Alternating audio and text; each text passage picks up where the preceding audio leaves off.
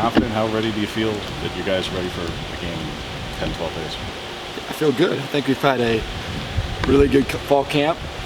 These guys have really grasped, the identity of our offense, which starts with running the football, being physical up front. And then guys have been making plays. It's been really exciting to see, our one group, 1A, 1B group going out there and playing and doing it how we want it to be done. What were your biggest takeaways from the offense in the 2 scrimmages you've had? Yeah, I think you just want to see growth each time and guys improving. And our big thing is DBO, don't beat ourselves. And what does that look like? That looks like pre-snap, just getting a line correctly, seeing the formation, false starts, stuff that we can control, we have to control.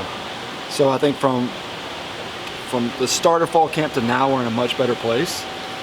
And over these next 2 weeks, it's just about sharpening our craft and really zoning in on what we're going to do offensively in the game, which it really comes down to running our stuff, dressing up a million different ways, and just going out and let the kids play free. One thing coaches talked about a lot is tempo for you guys, tempo of operation, but then tempo of play too. How would you describe kind of evolution the last few weeks? Yeah, I mean, we have a variety of different tempos in our offense, so we like to mix and match those.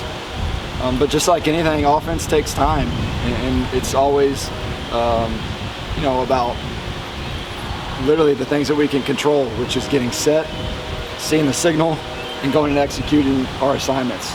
And like you guys know, when one guy messes up on offense, it tends to ruin an entire play. Whereas, not to say that defense is the same way, but one guy can get in a gap he wasn't supposed to and make a TFL. So offense is all about unity, guys working together, and really proud of our group, the way that we've grown. Talking about the best OC in the nation right here. Yeah. My goodness. Yeah, this guy. Guys make it hard on us. Really good defensive coaches. But I'm really proud of where we're at. We're not where we need to be just yet, but I think we're trending that direction. Do you have a goal in mind for the amount of plays that you want to get off on a per game basis, or does it kind of depend week to week? Yeah, I mean, the clock rules have changed, right? Like now it's more NFL style until 2 minutes are left.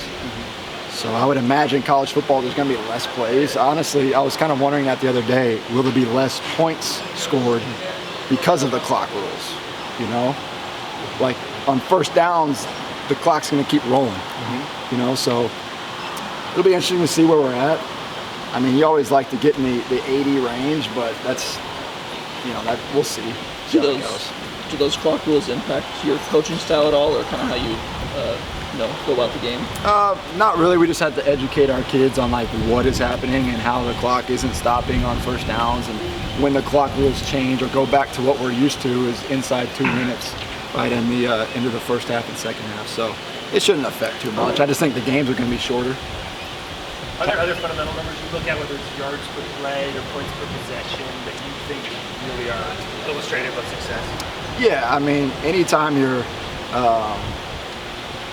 able to score on every possession, whether that's obviously we want to score touchdowns, but we want to come away with points on every possession and just maximize those possessions as much as we can. But we have goals. I mean, ultimately the goals I look at are explosive plays on offense and broken tackles, and also winning the turnover margin. I think those are the key.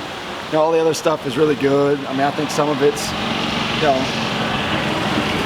maybe overthought. Obviously winning's the best, but to me being a great offense is about winning the explosive play battle, stopping explosives on defense, breaking tackles on offense, and then turnovers, right? That's going to kill you. What's your most important measures for success at quarterback? Some guys are efficiency, other guys talk about QBR, other coaches don't even know what QBR is. But what are some of the completion percentage? What are the things that stand out most? Yeah, I mean, a goal for our unit would be, a 70% completion passer. That's usually upper echelon of college football, and it can be done. Bo did it last year. Yards, I mean, that just all depends on the game. I think that can be overblown, but definitely completion percentage is huge. And then obviously touchdown to interception ratio is a really good stat to look at. But ultimately, are we moving the ball? Are we being efficient offensively? And are we scoring points? How's the competition behind Bo been? Ty's been here longer. Does he have the upper hand because of that? Just kind of give us a sense of that. Yeah, I think it's been really good. It's been really healthy. That room pushes each other. Ty's obviously experienced in this offense, in this conference. He's seen a lot of ball. He's extremely intelligent. He's taken major strides this fall to put himself in a good position to be, the next man up. But Austin Novosad has definitely pushed him. And from where Austin got here in the spring. You know, newcomer to college football, the speed of the game's different, the verbiage is different to where he is now. He's leaps and bounds improved from day one of spring ball. I'm really happy about his progress, and can't wait to see what happens. How solidified do you feel the offensive line is, assuming everyone's healthy once you get to game week Saturday? How solidified do you feel the 5 are at this point? I think we can roll 8 deep, I really do. And as you guys know, like early in the year, temperatures are up, so big boys sweat. Big boys get a little tired out there, so the only way to really get into shape is to play real football. Like, we can scrimmage all we want, we can practice all we want, but until we put the pads on, go in Autzen Stadium on the turf with that type of energy is when you really know what you're made of up front. But I feel good about our depth. A lot of guys have played, and there's been some newcomers come on that we're excited about. What about receiver? Do you and Junior have a set number of guys you kind of want to rotate, or does that vary by week? It varies. Every team I've been on has played, 5, maybe 6 guys. Just depends. You have your nucleus of dudes that are going to play the majority of the snaps, but I mean, kind of common sense overrides all rules. A guy runs a go ball and it's 40 yards down the field, you'll probably see somebody sub in for a play or two until that kid gets a drink of water and goes back in. So, you like to be able to feel confident that other guys are able to go in and execute. And I think we have a deep room, deeper than what people think in there, with more experience than what you would think with additions of Gary Bryant and Trayshawn Holdham, who have played a ton of football. With their additions in particular, we haven't asked a lot about Chris Hudson this camp, a returning guy who's a productive guy. What does that competition at Z look like, and how do you go about the turn? Is it, to you, for receivers, is it best 3 regardless, or do you want best X, best Z, best slot? We always want to try to put our best players on the field and manipulate personnels and formations to get them in a good spot.